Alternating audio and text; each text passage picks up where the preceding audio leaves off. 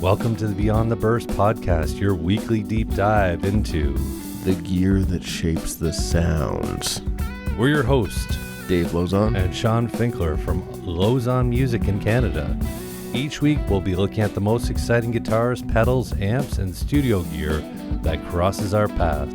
Plus, real talk about the music industry and the stories behind the gear. Whether you're a bedroom shredder, touring pro, or gear nerd, just like us, you're in the right place. I'm getting excited for a few guitars.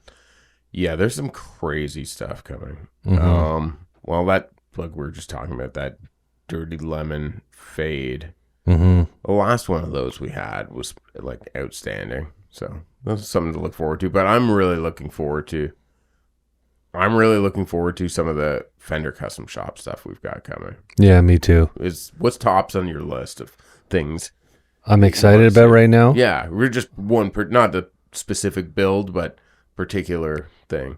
Definitely some of the Fender custom shop stuff too. I mean, I'm in that same camp. Some of the master built guitars we have on order, the real art guitars that are deeper in the pipeline, kind of first of their kind. I mean, all those guitars are very exciting to me. Yeah, me too.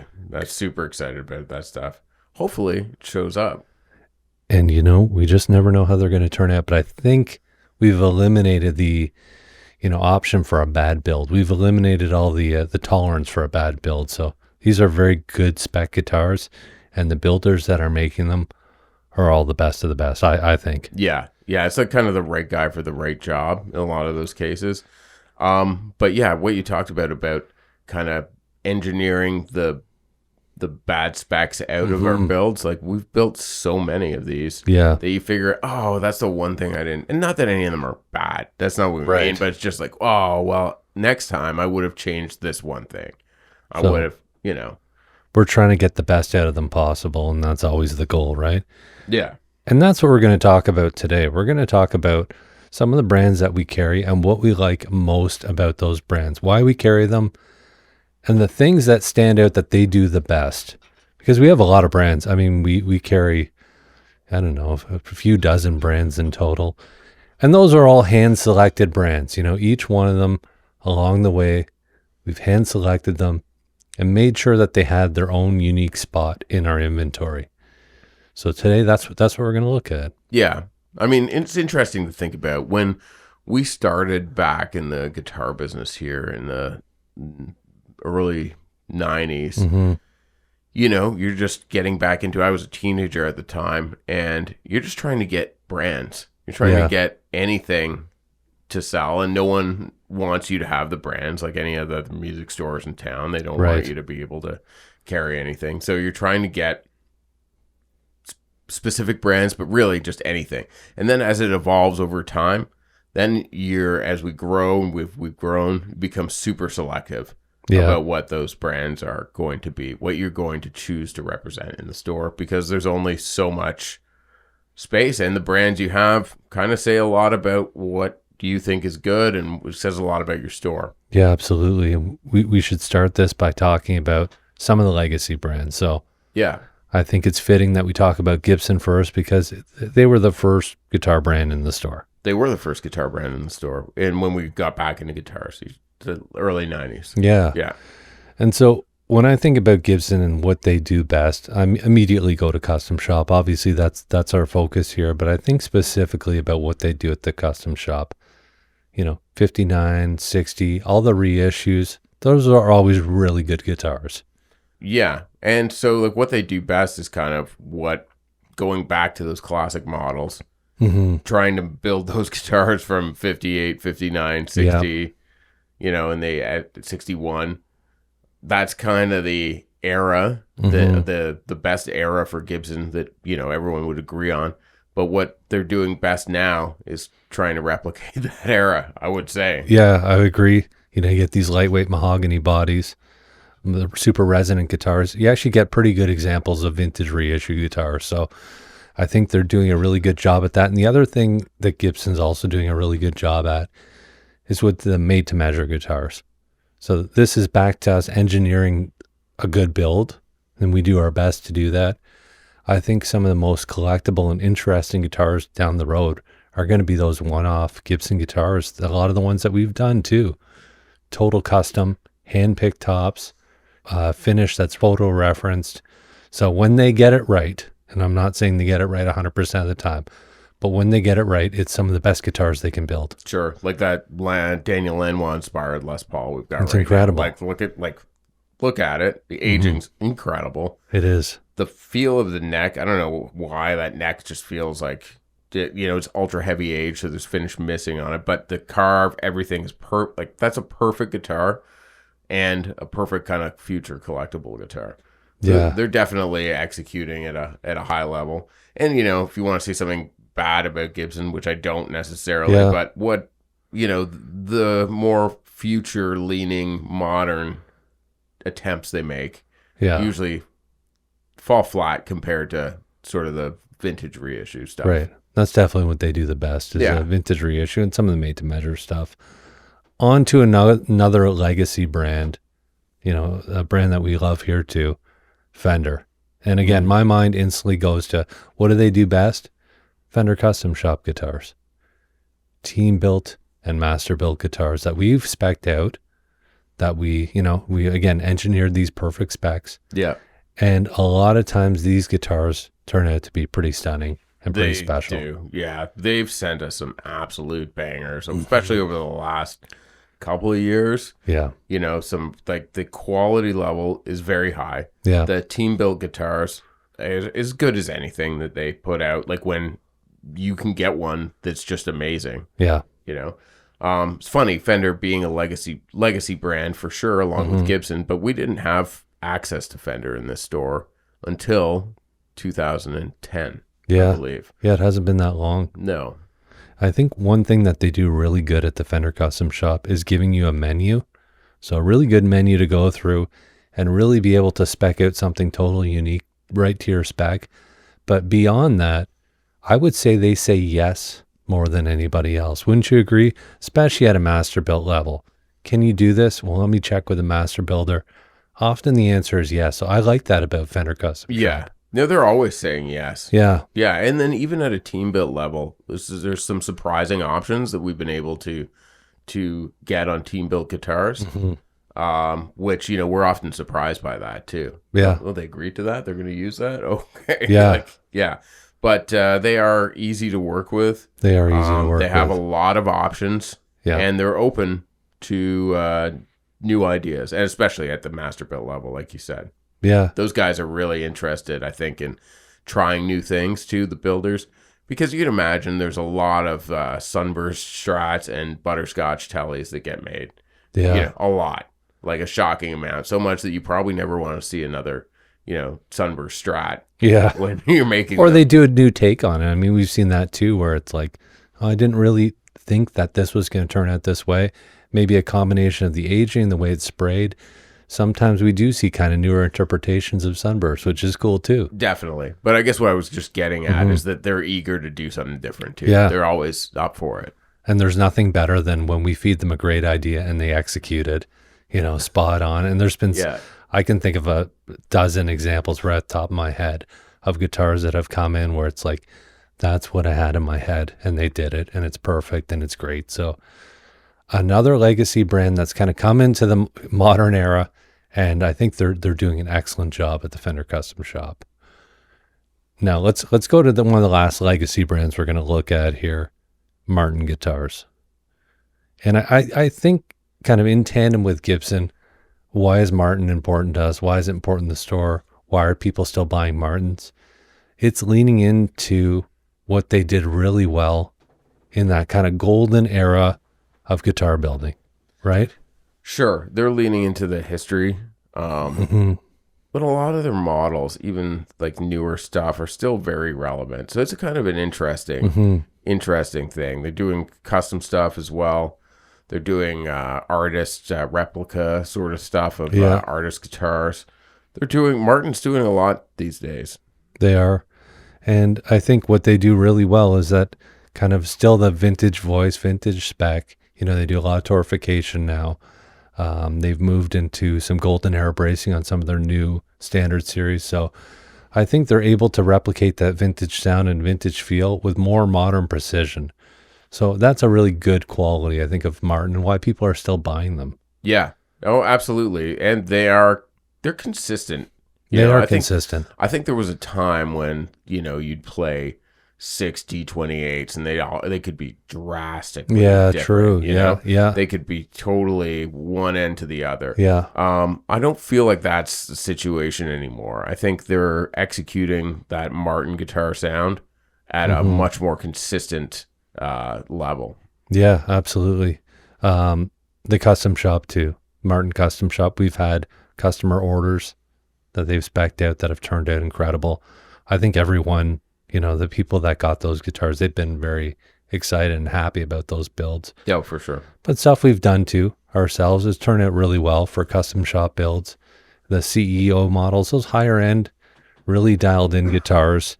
They do that stuff well too. If you want bling on an acoustic, I don't think anyone's going to give you more bling than Martin. Maybe Collings, but Martin certainly does it well. Yeah, oh, they do. They do. And they're doing some stuff with some different woods now too, like the CEO model with the oak. Yeah, it's a little different. Yeah. I think Martin seems to be in a really good place, and they are. Yeah. In contrast to the Martin sound, a more modern acoustic guitar builder, Taylor Guitars. We've been dealing with Taylor for a long time now. Yeah. I mean, 90s. Yeah, 97 maybe. 1997. I remember a time when around that time, obviously, we had Martin guitars. We didn't have Taylor. Taylor was just starting to get really popular, and people would come in and they'd try a Martin, and they'd be like, "Well, I got to go try a Taylor." I remember that was a big thing. So okay, you gotta have both. See you later. And then Taylor, we did get the Taylor agency, and it's great. You got to have, I think those are the two big brands for acoustics. The main brands. You have to have Taylor and you have to have Martin. And they're contrasting sounds generally too. Taylor's been, that's the most playable acoustic guitar, I still think. Yeah. And that's probably what they do best, is make a really playable acoustic guitar. I would agree with that. And also their electronics, if you want a more modern guitar, their electronics are really good. The neck joint's really good. I mean, they've figured out some more modern concepts on acoustic guitars that no other company has done. So I think as far as innovation, if you're looking for a more modern, really articulate, kind of clearer sounding acoustic, Taylor does that really well. Yeah, they do. Yeah, and they're also really pleasant to deal with. That's been consistent. They've always been really pleasant and easy to deal with. Yeah, that's true. It's a good customer service company, like for the end user, for us or for the end user, like they're always kind of doing the right thing, looking after everybody, very pleasant to deal with, for sure. Yeah. And that actually means a lot when you're dealing with a brand. Like for us, especially. For us, how we can get along with the people. Yeah. That's an important factor, because if you're having a miserable interaction with someone, that's like, that kind of spills over into the product. Yeah, you definitely want, for us, we need a rep on the other end of this, that's representing the company, to be able to get back to us quickly with good answers. And Taylor certainly is at the top of that list as far as being really responsive and having all the information available. Yeah. They're very good. Yeah. They're probably the best.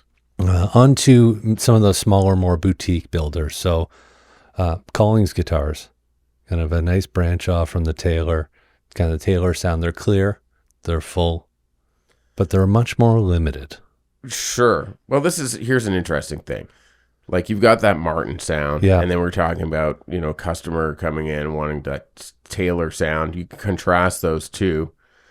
What if you had something that was kind of like both of those put together, but better sort of thing? And that's the Collings, right? You have that clarity, and you have the bold, big voice as well. You have the highest quality possible build. I mean, so you think of the reasons why do we have these brands? Well, that's why we have this one, right? It's a mix of those basically those two guitars, and then added with the highest quality builds available. And that's something you can do when you're only making a few thousand guitars a year. I think it's much more different when you're making 50,000, 100,000. When you're making a ton of guitars, it's harder to make every one perfect. It's just the numbers just it makes it so much harder to produce on scale with that level of quality. But Sure. every Collings is perfect. Yeah. And I don't think that they're making a few thousand. I think in total, a year with electrics Okay. With and electrics. all the instruments they make, I think it's between 2,500 and 3,000, if I'm not mistaken. That seems right to me. Yeah. I thought the electrics was definitely like more about 1,000 or less. That would make sense. Yeah. And we didn't mention their electric guitars. That's a whole other thing. They're incredible. There's what company can build an electric and an acoustic on that level of like, I don't really think there's anyone.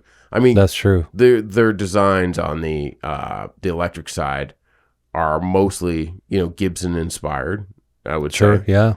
But it's they execute it on an entirely other level. In terms of the quality of the build, like they're flawless. Yeah, as far as what they do best, get the magnifying glass out. Yeah. You're not going to find imperfection on a Collings guitar. Yeah. They're all perfect. They're all inspiring. And you can feel that this is a small scale builder who has incredible attention to detail. They're just very good. Yeah. Let's move into some other electric guitar companies here. So Suhr Guitars. We've had Suhr Guitars. This is one of the one of the oldest boutique brands that we've had. Yeah, we've had them since 2004. Yeah, I think 2004 is when we got them. So early. We were one of their early dealers. Yeah. Yeah, and what's that an answer to? At the time, we didn't have Fender. Right. Too. So it's like, well, what's, at the time thinking was what's better than Fender and a Fender style guitar? That's like, right. That's, what I was thinking about. Yeah. And at the time, I think we looked at, Tom Anderson as well. And at that time, there was some talk of Anderson shutting down, of him retiring or something, or just getting out of it. But so that's when we got the Suhr guitars. And at the time as well, showing them to people was a real uphill kind of thing. Because they weren't Fender. It's not Fender. Yeah. And in that era, it's like, what's this Fender knockoff? No, this is the highest quality. I think now people know what that's about. But what they do best is, again, probably like a precision, perfection. Yeah, surgical. Sort of thing. Surgical. Stainless steel frets, compound radius, that modern style, high fidelity, Fender-ish guitar. Yeah. They do that really well. Yeah, and it is a high fidelity kind of thing. For sure. That's a definite difference between that and Fender or, another brand like James Tyler, which is just a different sound altogether. Yeah, let's talk about Tyler too in the same breath, Yeah. Tyler, what do they do best? There's a few things that I personally really love that they do on guitars. The smear finish. I mean, the aesthetic of that. I know we're just talking about a finish here, but that to me is some of the most unique paint jobs you can get from anyone, anywhere. Totally. They're all unique and they're so cool. It's just different thing. And that finish often is on a satin paint, right? And they just feel great. The finish feels great. And they're really well applied. That paint doesn't scratch or anything like that. Like some satin finish guitars I've seen from other more mainstream builders. Like you touch it and there's a scratch on it. Yeah, you look at it the wrong way. Yeah. Yeah. That's not the case with those. No. And there's a lot of other things to talk about with Tyler. One thing I always found is that the whole guitar is like in tune with itself. And I mean like the body and the neck and the trem block and everything is just at a resonant frequency, that it's all really vibrating together. And I asked Rich about that when we were down at the factory, like, are you like tuning these things or something? And they didn't really have an answer for me. No. But they did explain something about is it like deep drilling the, was it the neck joint you're talking about? Yeah. Yeah, the bolts. So it's like they're, I guess, countersunk. So there's just the neck bolts. So it's a really tight joint. Yeah. Whatever they're doing with the whole guitar, they're all amazing. They're all perfect. The first time I experienced that, I thought, oh, that's this one. Right. And then, with my guitar, I have a James Tyler, and I thought, oh, well, it's tuned to this frequency and this is that guitar. And then you play something else and it's the same thing. So they're able to reproduce that magic as well. And I think, if I'm not mistaken about this, 500 to 600 guitars a year. Again, very small. Very small. Right? Well under 1,000. So Yeah. this is something, small scale builders are able to produce at this level. Before we stop talking about Tyler here, one other thing that they do really well, the switching. I mean, I think that's part of the reason he became as popular as he did, was the unique switching that they have in the mid boost and all the electronics. Yeah. I think that's what they do best. That's a big part of what they do best. Yeah. It's definitely. And that kind of switching and stuff, the series parallel stuff, was really popular with a lot of players in the 80s and the session players, that type of thing. Yeah. So those sounds, when people are after those sounds today, which seems to be like a big resurgence in that type of stuff, they would choose that Tyler wiring system. If you want that sound, that's a definite way you can get it. Their pickups, everything is kind of geared towards that. Yeah, absolutely. Staying with the kind of boutique theme here, let's talk about one of the newer brands that we have, Powers Electric. We went down to San Diego. We kind of got to experience with Andy the whole thing, the whole vibe, what they're going for. And I think there's a couple things that they do really well. I mean, starting with that trem. Oh, absolutely. Absolutely. Like, let's back it up a little bit here and talk about, it is one of the newer brands that we have. We're not always super enthusiastic to just go and get any brand, right? Or just take on another brand. It's like, we're kind of going to have to be sold on the idea. It's going to have to be pretty special in order for us to want to get into it. Yeah, sure. It's like, oh, you want to invest another pile of money in these guitars. You don't know if is this just kind of a shtick? Is it like another hipster guitar? These are things that I remember thinking about that, about that particular thing. Right. But then we get to what you just talked about, the trem on the guitar. Remember, we were in a suite at NAMM hotel. Right, the first kind time. of presentation. Yeah. And sitting down with Andy. And we were there with a bunch of the Japanese dealers and stuff. So everything was translated to Japanese for us. Yeah, it was cool. But when I played that trem for the first time, and it was explained to me how it's a cam system and the strings move in pitch with each other. So equal amounts. So it's almost like more like using a slide on the guitar than it is like a normal vibrato system. Yeah. Wow. That was kind of like, okay, this is a thing. Like, this guitar is a thing, and now I think because of that feature, almost exclusively, but there is other features and that just make up how that guitar sounds. But this guitar is a area unto itself. Right. You almost it's like you need to have one of those as well. You need to have a Strat. You need to have a 335. Whatever the need guitars are, this guitar kind of opened up an area for itself to be a real, like, a need on its own. Yeah, it's something you don't already have. I think as guitar players, we're always trying to make a case for the next guitar, the next piece of gear. But this is truly something you probably don't have, because it's a totally unique trem. I think Andy said he tried to get that. So when you do your pitch bends, it's about 90% accurate. He said there's kind of compromise as you do that, as far as engineering goes. But he got it to about 90% accuracy. So when you're doing those bends, everything's bending in unison together. It's like a lap steel. It's quite unique. Yeah, it's very musical. The whole guitar is, though. I mean, the pickups as well, the hollow design. It's a unique thing, and again, it's like it's pretty easy to convince yourself that you need one. Right, for sure. Let's go to another boutique builder. I know that this one's going to resonate with you because I know it's one of your favorites too. Castedosa guitars, Carlos Lopez. Yeah, I feel like Carlos's guitars are all future collectibles. For sure. You know what I mean? These are guitars down the road where it's going to be something, worth money and very special, like very special to own, because who knows how many ultimately will be of these instruments. But already what he's doing with the soul that's in these guitars is something special. Again, you pick one up, this guitar has a a soul. It has a voice. It has it's like a living thing almost. Yeah. And I don't know how you get that out of a guitar. Yeah. You know?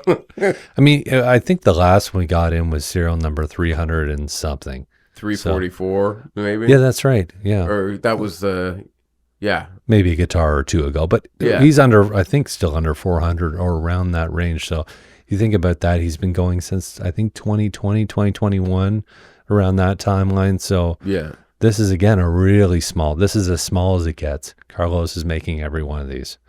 So I think as far as maintaining a certain level of quality and a vibe, when you're that small, you can really control the feel of everything that comes out of the shop. Sure. And I mean, this would be a point we could talk about the arc of a brand, Right. you know, where they get to that perfect place, or where they're starting, or maybe it's where they've been going for just a little bit. But there's a place in the arc of the brand before they get too big or before something happens where the guitars are just perfect. Right. There's like an era, and we're in the Carlos era.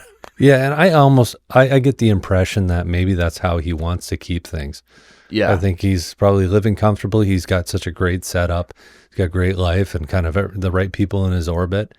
And I think for him, if he's able to continue doing this is probably his dream.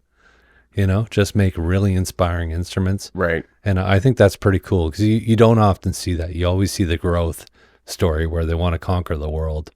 Right. And, that doesn't always work out. No.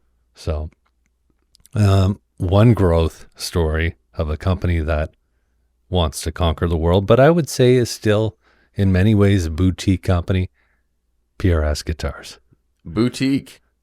Well, this is a contentious statement I'm making here, but I think that there's elements of PRS guitars that still feel like a super high-end boutique build. They've always been consistently high quality, and when you get to private stock and wood library, they're small scale production and super dialed in. So maybe boutique is the wrong word, but Right. they're because they are a fairly large builder. But as far as the quality of what they're producing right now, and they have been for a very long time, it's up there with some of the best builders. Sure. Would you say that PRS Guitars is the Taylor of the electric world? I was going to make that statement actually, and I forgot it. But there are some comparisons and similarities between Paul and Bob. Do you think they're the same guy? I think they're different in a lot of ways. Yeah, too. they're very different. Very, very different. Yeah. But one thing that those brands have in common, they are able to execute a very high quality guitar consistently. Yes. And pretty perfectly. Like a lot of on the core guitars for the most part, I would say those guitars are, the build quality is very, very high. Yes. And it's very consistent. And so I think that would be one of the things I would take away. What do they do best? Consistent high-end build quality. The other thing that they do that a lot of companies just can't figure out for one reason or another, consistent high-quality maple tops. I don't know how PRS must have just a stash of wood, but consistent, like the 10 tops, consistent high-quality, perfect figured tops. Yeah, I remember years ago, there was some talk that they use like an enhancer on the wood to make it look that like AI. Well, it's not that, and it's not a photo or anything. Sure, but if there's like a stain available to make your top look good, tell us about it. Well, you should do it. You should use that. Yeah. I believe Gibson is now using the enhancer as well. Huh. So anyway, whatever that is probably some stain or treating technique to just make it the grain pop. Yeah. But you're right. They have a lot of high quality tops, although almost no one has quilt these days. Quilt maple. Yeah. It's a hard thing to come by right now. I'm not sure why that is. I mean, what I've been told about the lack of quilt is because the industry is basically focusing on other more profitable things. That's why. It's the mills. It has to do with the mills and the wood that they're processing. Their focus is elsewhere, so their bread is being buttered elsewhere, so to speak. So Okay. I think that's part of it. Yeah. From my understanding. Let's talk about another one of our favorite new lines that we picked up, Novo guitars. Oh yeah, we can't forget Novo. Can't forget I'm them. wearing the shirt today. It's funny because I didn't write them on the list for some reason, but yeah, you are wearing this shirt. So, um, Novo guitars, what do they do best? There's a few things: lightweight, consistent, resonant guitars. Yeah, resonant might be number one. Mm-hmm. Like I haven't picked up one of those guitars and played like a chord acoustically and it not been like, really alive. Yes. So I feel like that's something that you want in a guitar. At least it's something that I want. I want to feel that acoustic resonance, Yeah.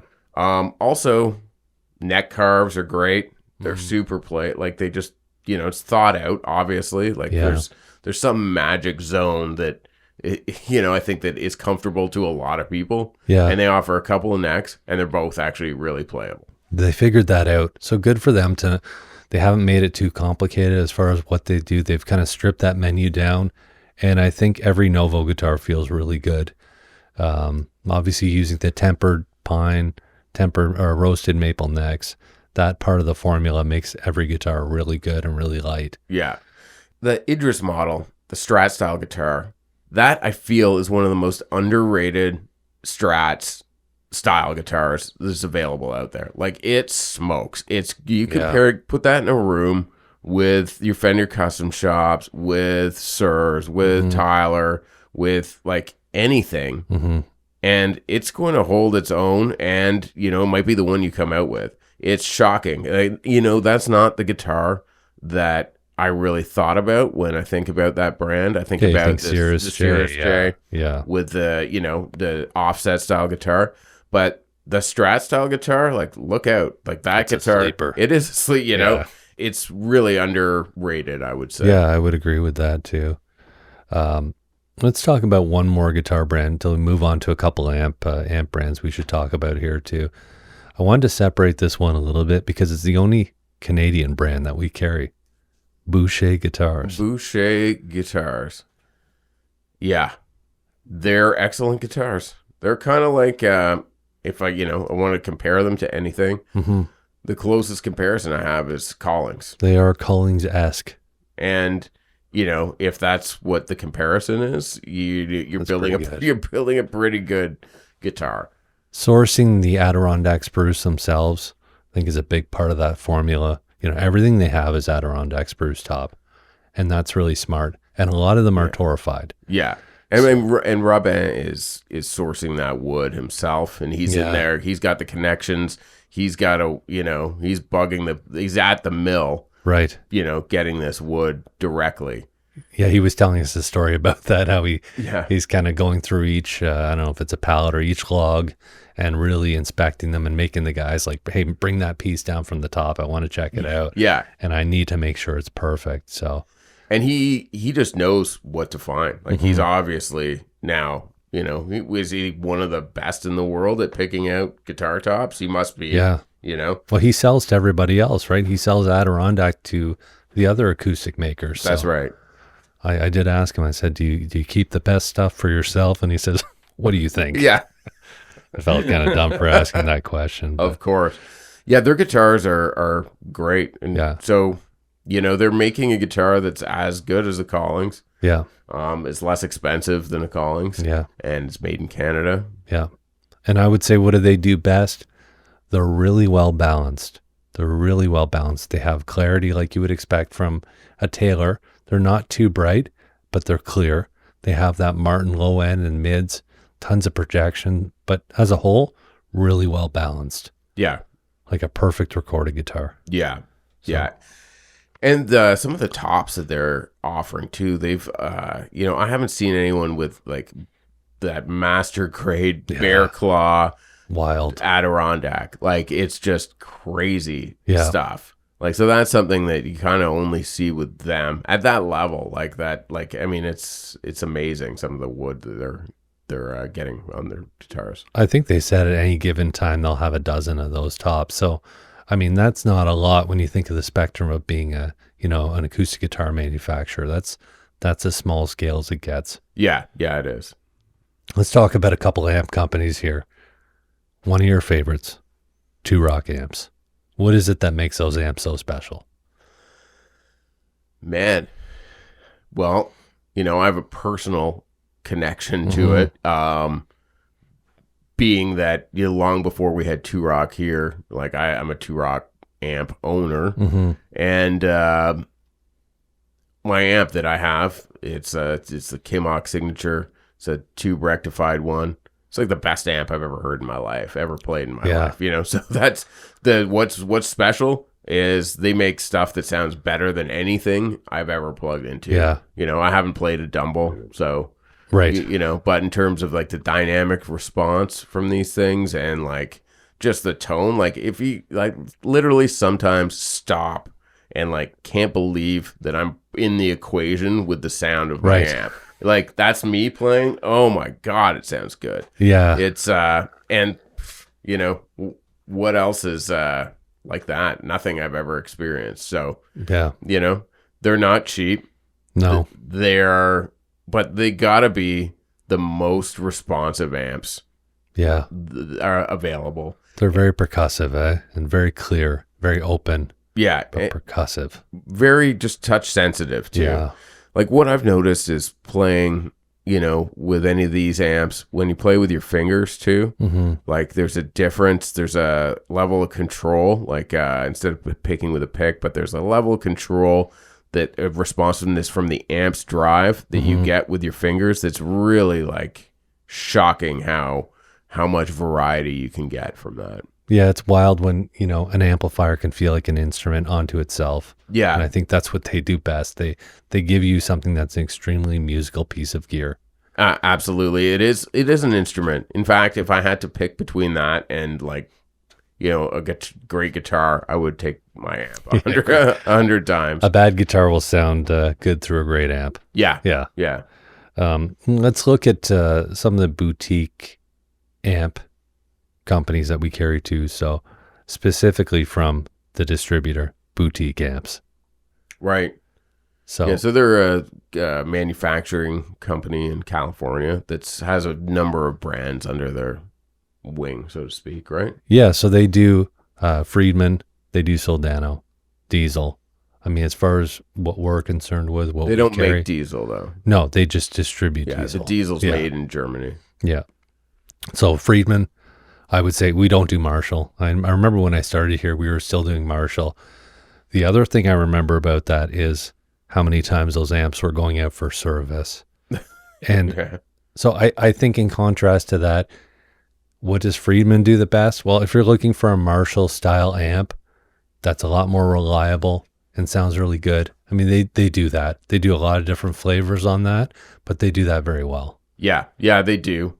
Also do Soldano, another iconic high gain amp. If you're looking, that's a pretty specific high gain sound. You think of Clapton, the 90s. Yeah. That amp for me, the Soldano, the SLO 100 and the 30, I'm shocked that I like it so much because I'm not really a Marshall amp guy. Like I love listening to other people play them, just not for me. Yeah. And I'm definitely not like a super high gain guy. However, that SLO, like that's a great amp. You can get a huge variety of stuff out of it. Yeah. It's the clean's nice too on that amp too. The clean is nice. Yeah. But the drive is special. Yeah, it is. Yeah. Yeah, it's a very specific sound too. And the last one I wanted to talk about from Boutique is the Diesel VH4. I mean, like you said, they're just distributing it. It's still Diesel. But that amp is also pretty special. It is. I mean, people talk about it, Channel 3, right? Yeah. As like sort of a legendary amp tone, Channel 3 of the Diesel. But all the other channels sound great. The clean is great on that amp. It is too. great. And that amp's got a lot of cool things like individual effects loops for each channel and MIDI capabilities and stuff. So it's like an all-around, studio or live, really, just weapon. Yeah. It's a weapon for sure. You can do a lot with that amp. And like you said, I think it's the Columbus MIDI switcher. That gives you a ton of flexibility with this amp. So you can kind of preset everything, which is really cool. Yeah. But that third channel, it's a fire-breathing dragon, that amp. It is. So. It is. And not take anything away from the third channel because it's still the greatest. That's one of the sounds of like modern, rock. Like there's a reason it's the king of high gain amps. There is. Thanks for listening today. We had a really fun time diving into all the brands that we carry and what they do best. You know, this is a real curated selection of guitars and amps, and we really try to bring you the best of the best. And there's a reason that everything has a place in the store. So we hope we gave you a really good overview of why we carry these products and what makes them each so special. Yeah, I just feel like going to play guitar right now. Yeah, me too. Yeah, it's exciting.